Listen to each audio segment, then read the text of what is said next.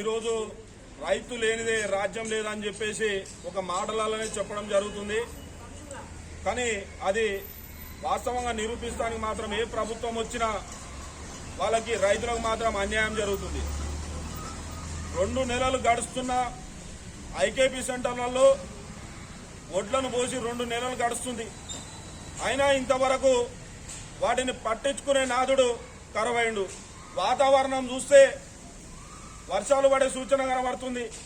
6 నెలలు వాళ్ళు చెమట వచ్చి అనేక రకాలుగా ఇబ్బందులు పడి వాళ్ళు పంటను పండిస్తే నోటికొచ్చిన బుక్క దూరం ఎవరో ఎత్తుకపోయినట్టుగా దొంగలు ఎత్తుకపోయినట్టుగా చేస్తున్నారు.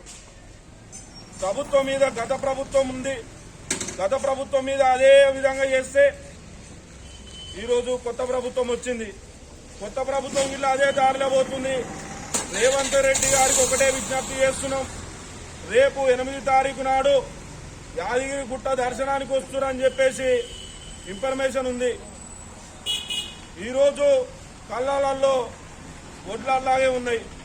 ఈ 8 తారీఖు లోపు వడ్లను కొనుగోలు కనుక చేయకపోతే మా జిల్లా వ్యాప్తంగా మా రైతులను అందరినీ ఏకం చేసుకొని మా కార్యకర్తలు అందరిని కలిసి నిన్ను అడ్డుకుంటామని చెప్పేసి తెలియజేస్తున్నాం. ఈరోజు వచ్చి ఒక ఎంఆర్ఓ గారికి విజ్ఞప్తి చేసినాం. ఇది విజ్ఞప్తి అనుకోకండి, రేపు పొద్దున దీని తీవ్ర పరిణామాలు చూస్తారు. వెంటనే రైతులను ఇబ్బంది పెట్టిన ప్రభుత్వం ఇంతవరకు కొడుకు అయిన దాఖలు లేవు. మీరు దయచేసి ఏం చెప్తున్నామంటే వెంటనే జిల్లా వ్యాప్తంగా ఉన్న ఏ కళ్ళాలలో ఉన్న రైతుల ఓట్లు ఏవైతున్నాయో వెంటనే కొనుగోలు చేయాలని చెప్పేసి డిమాండ్ చేస్తూ 500 రూపాయలు బోనస్ అని చెప్పిర్రు.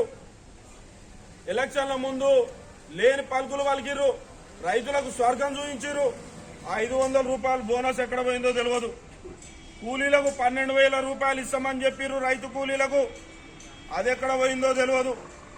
2 లక్షల రుణమాఫీ ఇందిరమ్మ పేరు మీద చేస్తా అని చెప్పిర్రు. ఆ 2 లక్షల రూపాయలు ఏ ఊరికి పోయినా కానీ ఎంతమందికి వచ్చిందో ఒకసారి ఊళ్ళోకి వచ్చి తెలుస్తుంది, చూస్తే తెలుస్తుంది రైతులను అడిగితే.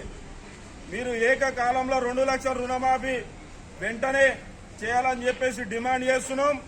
500 రూపాయలు వెంటనే బోనసు, సన్న ఓట్లు దొడ్డు ఓట్లు అని తేడా లేకుండా 500 రూపాయలు వెంటనే వాళ్ళకి బోనస్ కింద ప్రకటించాలని చెప్పేసి డిమాండ్ చేస్తున్నాం. ఇంకోటి రైతు కూలీలకు 12,000 రూపాయలు ఏదైతే మాట ఇచ్చిర్రో మీరు ఆ మాట నిలబెట్టుకోవాల్సిన బాధ్యత మీ మీద ఉంది. లేకపోతే మాత్రం రైతులను ఇబ్బంది పెడితే మాత్రం రైతులు ఊరుకోరని చెప్పేసి ఈ సందర్భంగా తెలియజేస్తూ హెచ్చరిస్తున్నాం. రైతు లేనిదే జై జవాన్.